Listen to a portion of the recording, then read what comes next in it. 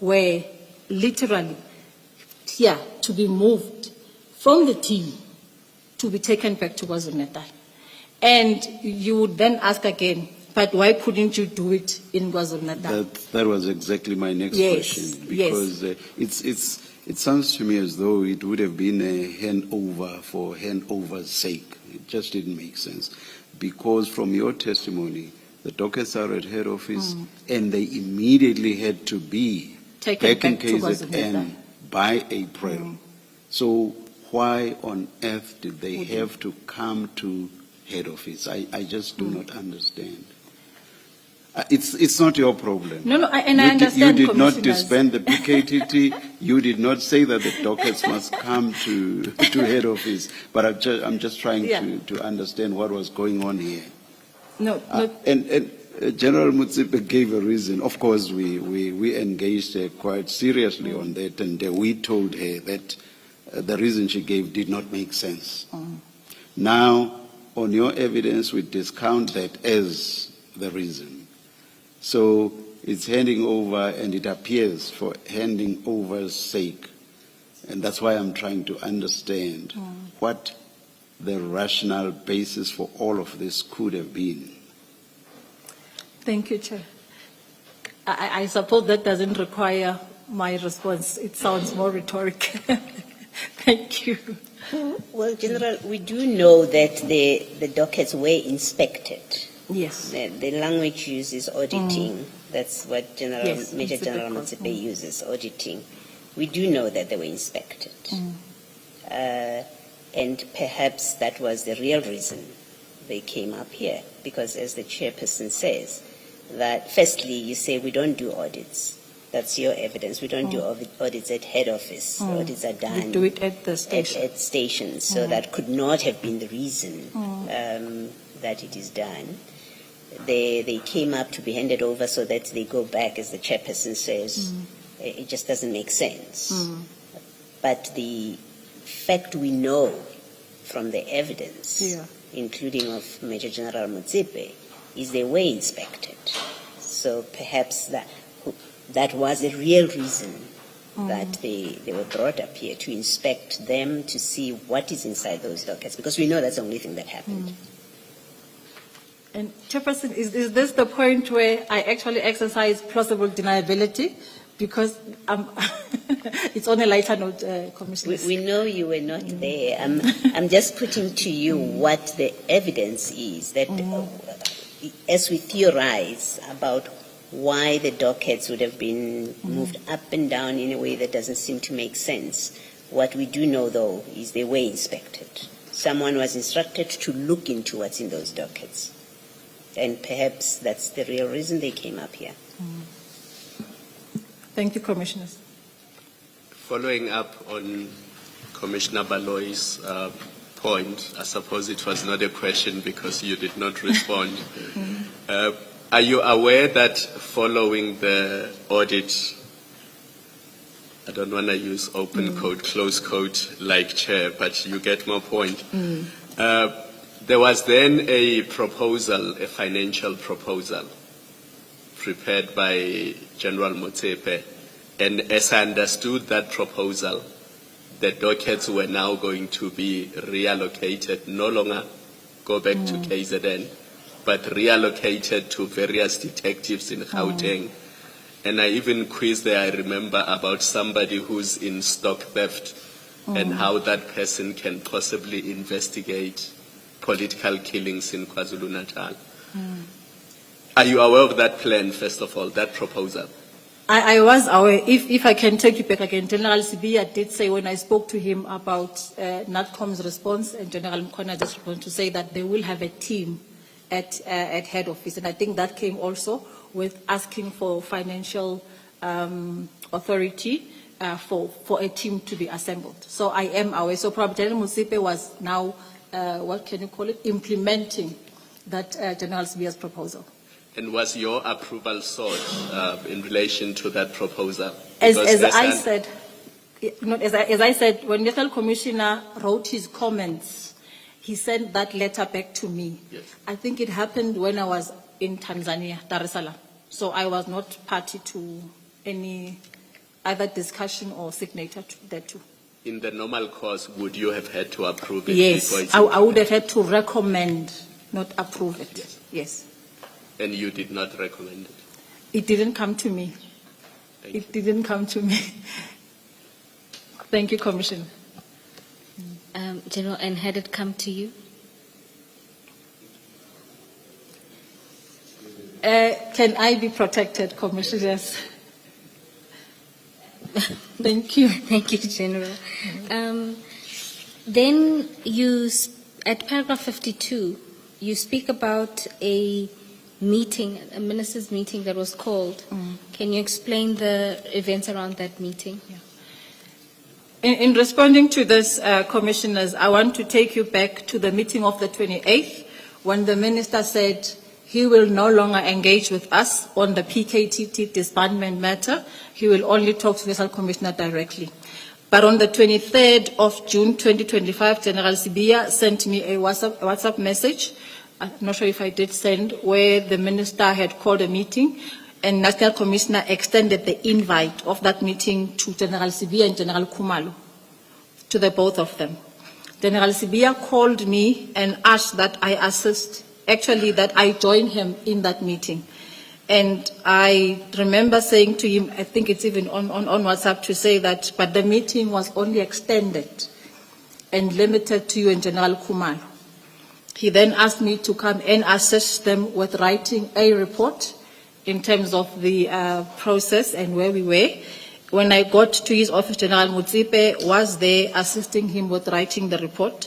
Unfortunately, we had a sub-BAXA progress report meeting to the Minister at Crime Intelligence on that day. So I did say that I wouldn't be able to sit with them, and I had to sit in a meeting with BAXA colleagues to prepare a report for the Minister for that evening. Thank you. General, just for completeness. Part of your last sentence in paragraph 52, you say, I had no interest in getting involved in any further interaction with the Dockets, especially after my discussion with Lieutenant General Mkwanazi and the National Commissioner. Why was this so?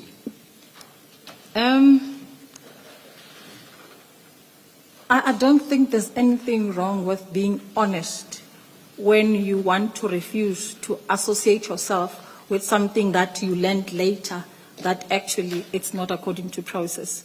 If the National Commissioner is distancing himself from it, I felt that actually I don't want to be part of it. So all these meetings and my schedule actually provided a platform for me really to focus my energies where it mattered on policing matters. General, just for completeness, were you aware or made aware of the inspection report that Colonel Mdluli authored? I only heard about it when General Sibia spoke about it in the ad hoc committee. And were you aware of the inspection report that General Mutsipe did on the basis of General Mdluli's report? Okay. I need to explain this using the police process or the police protocols. Normally, when a report is written for approval, it's written in an information note by the author. It's quality assured or controlled by the supervisor, and it goes through all. For example, if it's Colonel Mdluli who's the author, Brigadier Hopoditata would be the recommender, General Motsepe, it will be myself, and the DNC will be the approver. So I cannot speak on authority on something that didn't go through the process and that I have not physically seen. Thank you, Commissioner. And then does this mean you also have no knowledge of the leakage of that report? I'm not even sure what that leakage is. I think when we were consulting, you spoke about it. I'm not sure if, is it like the detective's report with all the signatures or just a document that was leaked? General Mutsepe's evidence was that it was a report. It was just a report. It didn't have any signature. She hadn't signed it. No, then I'm not aware. It was presented in the meeting of the 19th of May well, in her testimony to you and General Sibia? Unfortunately, I cannot comment on that because I was not there, and secondly, I've never seen the report. Thank you, General. And then now we'll move to a new topic, and that relates to General Spia's attitude towards disbandment. You, at paragraph 52 of your statement, you talk about General Sibia's attitude, and Are you referring to paragraph 53? You said 52. my apologies, Chair, 53 indeed. You speak there that General Sibia was adamant about the Pktt's dockets being removed from the Pktt. Can you talk about that, and in particular the preoccupation you mentioned in that paragraph? I must have a disclaimer first, Commissioners, that I'm writing this in view of the knowledge I had after the 6th of July. So my assessment and also what I observed come from what happened, then the push, and then what General Mkhwanazi revealed. General Sibia was adamant that actual General Khumalo shouldn't be heading the Pktt. It's a detective matter, which I differ because it's a combat matter, and therefore the dockets must come to me. He was adamant through inquiries, through like asking to say how far are we, but further, he was preoccupied with the notion that General Khumalo and crime intelligence were investigating him, and I remember him saying in Zulu, I think I do have a message to this effect where he said CI is investigating him, and I'm not sure whether this is correct, Commissioners. I'm a Christian, and I'm not perfect, But if somebody is facing a situation, my first response would be scripture. So I would be responding to much motivating, because at the time I didn't know, to say no, but be strong, this will come to pass, General, before you Okay. move,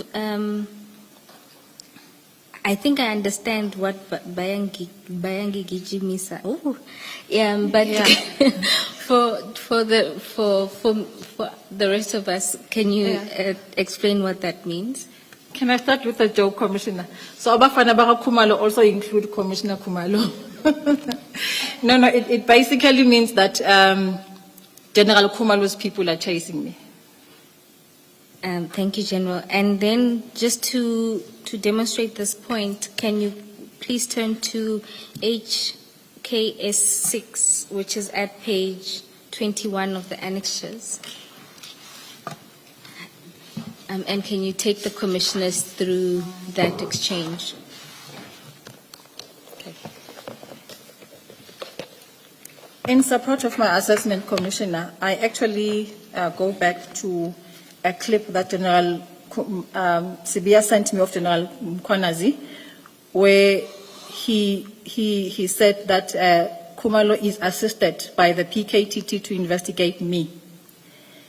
And I think he sent it to me in the evening. So I said, good evening, General. I can't open the clip. Can you please send? And then I asked, Gauteng CI you mean? Because he just said Gauteng. So Gauteng for me, I'm thinking General Khumalo wouldn't be responsible for Gauteng investigations, and I'm thinking it could then be Gauteng CI. And then his response on the following page? Yeah, no, he says then both Gauteng CI and Khumalo, but they can only help themselves. They clearly don't know me. And I proceed to say, good morning, my DNC. It's not a great feeling to be chased for no reason. I've been there, I know. God again, we pray a God who says he will fight our battles. Vengeance is his, says the Lord. Then he responds by saying, the problem arises when you get chased by small people. Thank you, General. And reading that, or in that moment, what was your feelings or understanding of this interaction or what he was raising? Maybe before that, that page 21, the first exchange from him, I don't know if its context is what is contained in that clip. We don't have a context of why he would have said that. So which one? At page 21, he says, so Gauteng is assisted by the Pktt to investigate me. And then you say Gauteng CI, or you mean general, but then we don't know what precedes. Yes, there's nothing. These exchanges. This is the first message. So he sent me a video of General Mkhwanazi and then a message underneath. What, is there anything in the video clip that I couldn't open it. That makes that statement make sense? Unfortunately, as you can read the next one, it says I can't open. I think I tried to double click. Yeah. And I had to get clarity. What are you talking about? Are you talking about crime intelligence in Gauteng or just Gauteng? Because there are two Kumalos. Yeah. There's Kumalo CI, there's Kumalo detectives. Okay. Yes. So does that mean you never got to know What's in the video? What's in the video, but No. also what he's talking about when he says Gauteng CI and Kumalo are chasing him. You never got to know what he's referring to. If the commissioner reads, it says so. Remember, he's been saying that Umbulazi amgijimisa. So for me, this was nothing new. So whatever was on the video was supporting his notion that Kumalo was investigating him. So in his saying to you that Kumalo is chasing him, in him saying that Yes. to you, he had never said to you why he says so. He's never said to you this and that has happened. He's never given you that kind of background to those statements. I'm prompted to move to the other paragraph where I actually say that General Sibiya was prone to cast suspicion around those of us who were working closely with him. So I've been in a position where he said I was investigating him. Actually, where there was a case registered in IPID, and there were people who came into my office, like I was busy with the president. I think we were launching the lab in Eastern Cape. There was a raid in my office in Arcadia by IPID and Hawks when he said I was surveilling him. And that was not there. So for me, when he says these things about Kumalo, I think I've got that notion that General always does this, you know. So I don't think I had to ask Guti, why are you saying it? Because I've been on the receiving end of that. So the short answer is you don't know. No, why I he don't was know. saying that. I don't know. Thank you. Yes. He never expanded to me. Thank you, Commissioner. General, in your response to Commissioner Baloyi, you touched on the investigation then into you after he was suspicious of you. Is there anything you'd like to add in explaining what happened there? There's a member within my division in forensic services who was a critical witness in a corruption matter by AXA. And that member had his wife and kids' photos taken. Apparently he got shocked and then he collapsed. He was taken to hospital. When in hospital, there were pictures of him taken in hospital. So probably they were saying, we know where you are. You know. So there was a complaint that came through the initial commissioner, and General Masemula said, I need to provide protection for that member. So in the execution of that, I don't know where the issue was, but apparently he said to the National Commissioner that I actually had hired people officially under the official guise to surveil him. And National Commissioner didn't know because, I mean, he didn't know that it's this issue, you know. Fast forward, I engage National Commissioner, I hear there's this thing, because people talk and everybody looks at you with suspicious eyes. And I must say it's painful. Hence, I understood what he was saying when he said they were investigating him. So NATCOM said to me, but engage Sibia if this is the issue. So when I engaged him, he said to me, no, General, if there's nothing wrong, don't worry, they won't find anything. So you can imagine every day having to wake up and there's an investigation that you don't even know anything about, you know. And I think the worst part was when my office was traumatized. I think my PA, who was the main suspect, because they said she was the one who was making these guys sign overtime and for kilometers. So her laptop and iPad were taken. And I must also say that these were subsequently returned to my office because nothing could be found, you know. So for me, when this thing of him saying he was being investigated or Kumal was investigating him, it made me go back to what I experienced.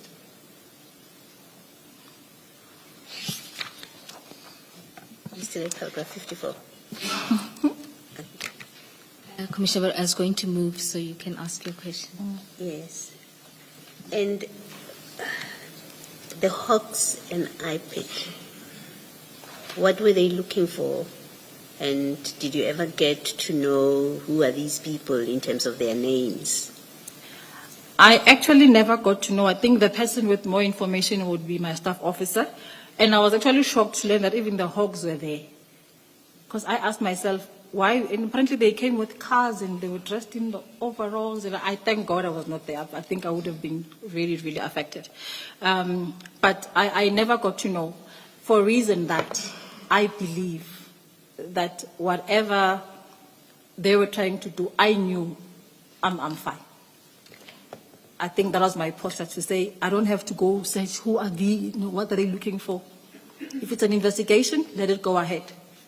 I respected that. You suggest in the paragraph that General Sibia had something to do with IPID and Hawks officers being there with whatever they were doing. I said there was a case registered, so I suppose that's why I'm not sure why the Hawks were there, but as I say, my PA would be in a better place because actually she was in the office, I was in the Eastern Cape.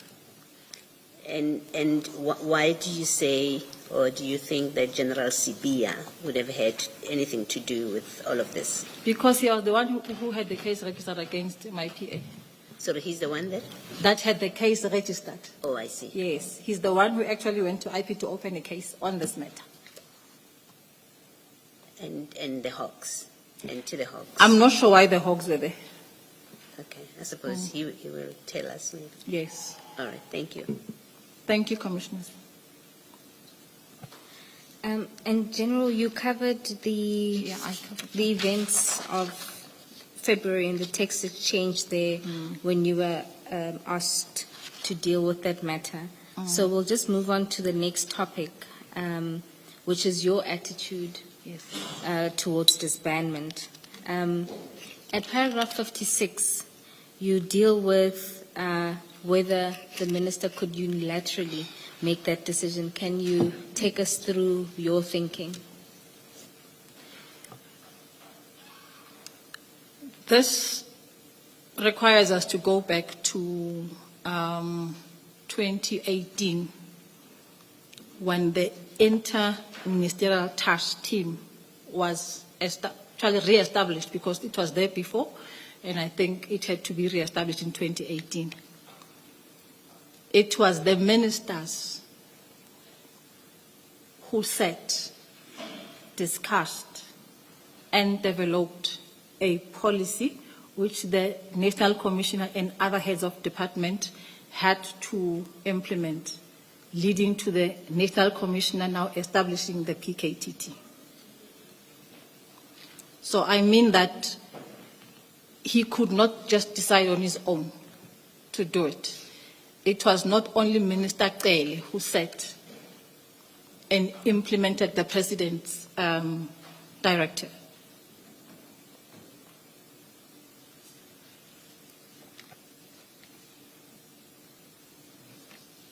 And you go on to talk about the meeting of March 2025 there, in the middle of the paragraph. In fact, the meeting, okay. similar to the meeting held, should have been held. Is that what's the point you're making, that a similar meeting should have been taken place at the level of the IMC? Not necessarily at the level of the IMC. The Pktt already is running, but at an organizational level. You know, I think it would have been fair to have similar meetings. Like I also say, Shamas or General Mkwanazi should have been a central figure in those meetings. He is the one responsible for policing a province. You also say that the minister should have been briefed on the work of the Pktt. Is your understanding that prior to making this decision, he wasn't briefed? It's my knowledge. Maybe the briefing took place, but I was not there. However, from what I understand now, there should have been a proper briefing. We sit at the NOC, which is our National Operations Center, and we discuss such matters almost every week or every month if we can't do it on a weekly basis. So this for me would have been one of those NCCF. That's the National Crime Combating Forum, chaired by General Musikidi as the head of policing, where she directs interventions. And if, like, the decommissioning is done from her office. And then, General, at paragraph 58, you say even if he could make a decision regarding disbandment, he could not have directed that it happen immediately. Can you explain why you say this? For me, maybe the even if he could part, I would negate. Ne? But say for any decommissioning, there is no immediate.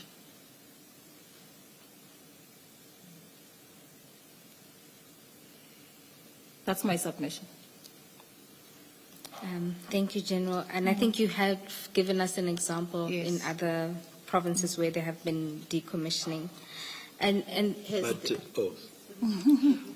I wanted to say, but I would be reluctant to state it as generally as you do, because there could be a unit that has been shown to act in a most deplorable manner, and whose operations would just have to be brought to a halt immediately.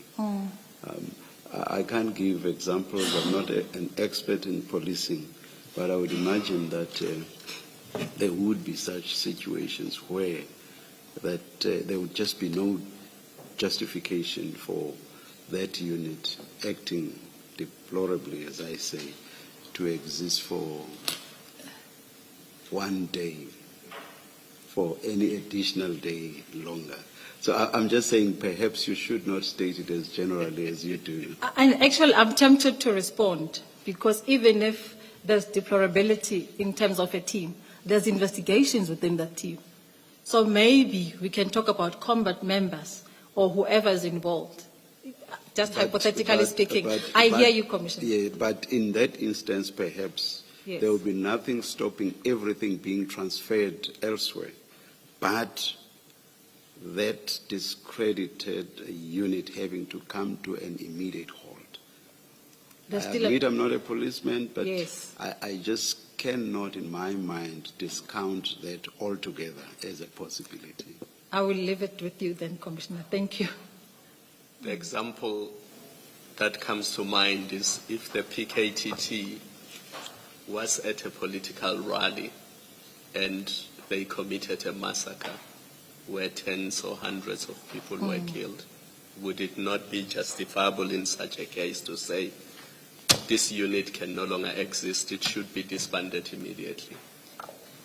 Maybe in my mind, Commissioner, I'm trying to separate the members from the functions, because there are functions that are not necessarily attached to the members but to a structure.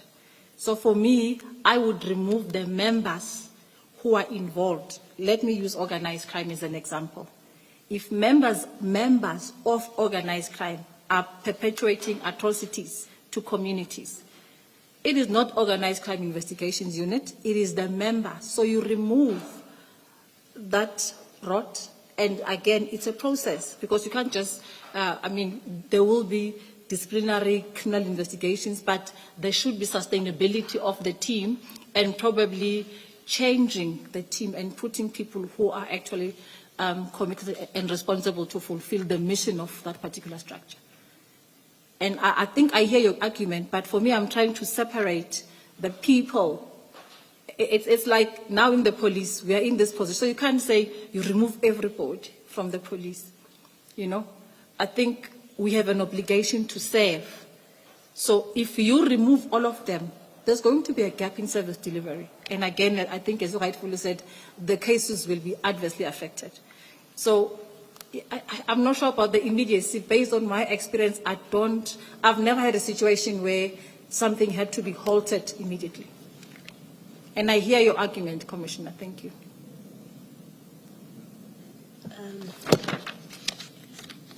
Has the minister, in the time before he went on leave, or he was placed on leave, has he looked at, reviewed, if that's the word that we choose to use, at other task teams of the SAPS and their performance, their effectiveness, and whether any action needs to be taken in respect of those?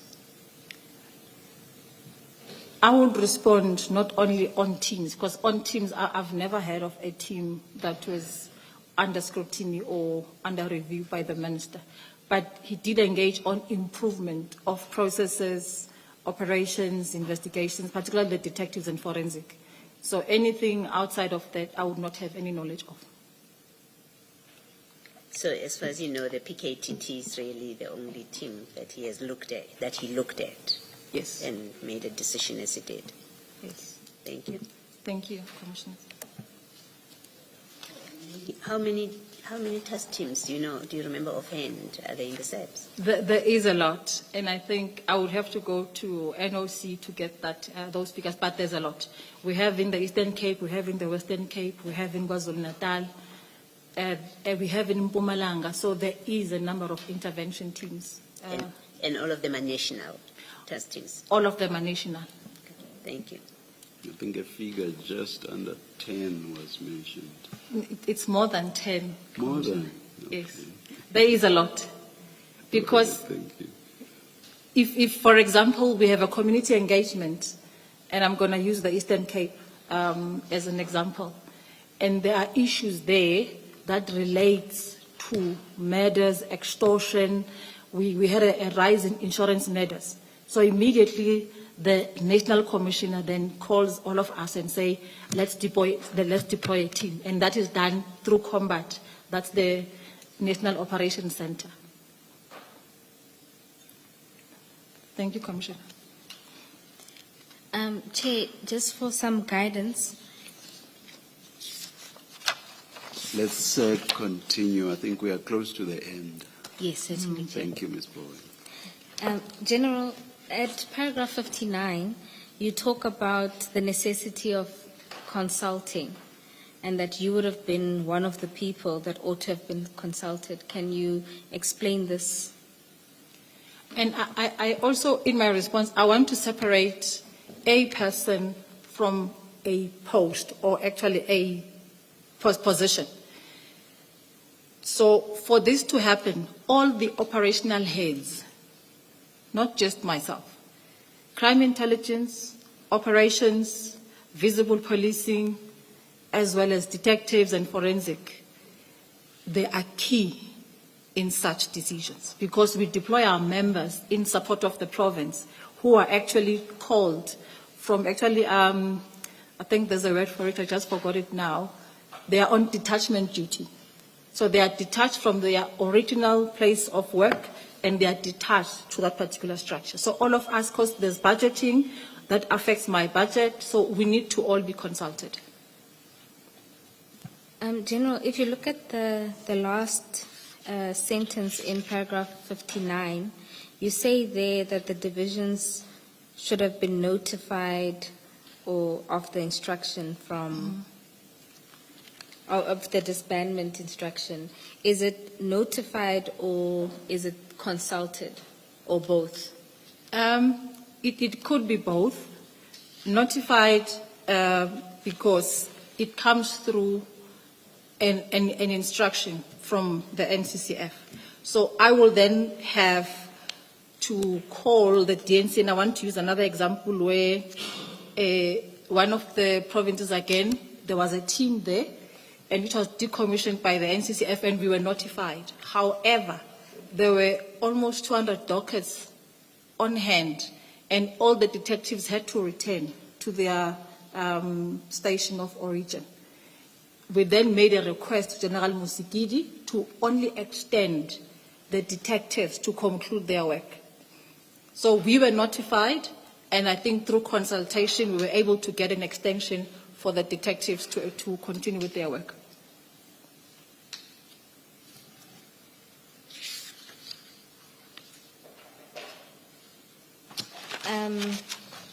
And I think you've given the example in paragraph 60, so I won't take you there. And then at paragraph 61, you again talk about what you've heard about the one-to-one dockets and being brought for verification. Do you want to place that paragraph on record? I think I did cover the first part in terms of either auditing or verification. But I want to just add to say that for me, now on hindsight, what became a concern was the deliberate exclusion of the provincial commissioner in the process, you know. And maybe it's a lesson also for us as people who are implementing that we should begin to ask questions, you know, not just move because there is an instruction. I think for me it was a critical, I can't even call it an oversight. I think it's actually suspicious, to say the least. Why don't you please do what Ms. Foy requested, to just read the whole paragraph into the record. We know we've touched on some of the issues. It's okay, Commissioner. Thank you. Paragraph 61, I have heard that the 121 dockets were brought to head office for verification. I dispute this. The dockets were brought to head office for a proper handover from the Pktt to the detective. And this is and always was my understanding. And on hindsight, the entire handover process was not necessary, and I think it could have been done differently with the involvement of the PC, General Mkhwanazi. I consider the decision to disband the Pktt to be irrational and suspiciously calculated, given General Mkhwanazi's deliberate exclusion. As the PC, he is best placed to evaluate the effectiveness and lack thereof of teams within his province. And as stated above, General Mkhwanazi was completely unaware of the disbandment plan, and the moment he learned of it, he objected to it. Thank you, General. In your concluding paragraph, my apologies.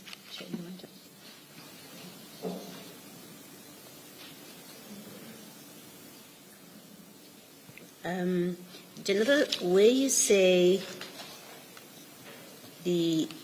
as a provincial commissioner, he should have been part of the process. Yes. Is best placed to evaluate the effectiveness and lack thereof of teams within his province. Now, how do you relate that to evidence or testimony, let me say, that the Pktt was draining resources? They were using a lot of financial resources, which therefore deprived, and I think Major General Motsepe, and she must forgive me if I'm misrepresenting her evidence, it might be another witness, that there's a concern that the Pktt rather, they're using all this money, which should actually be applied across the board to other teams, and that in itself is an argument against the continued existence of the Pktt. If my recollection is correct as well, I think General Mutsipe also said the use, for example, of ballistics resources as part of this multidisciplinary team reduces the number of people that are available in your laboratory to support the other detectives and team, or the rest of the work of the SAPs. And so there is that concern. And firstly, what do you say to that kind of critique?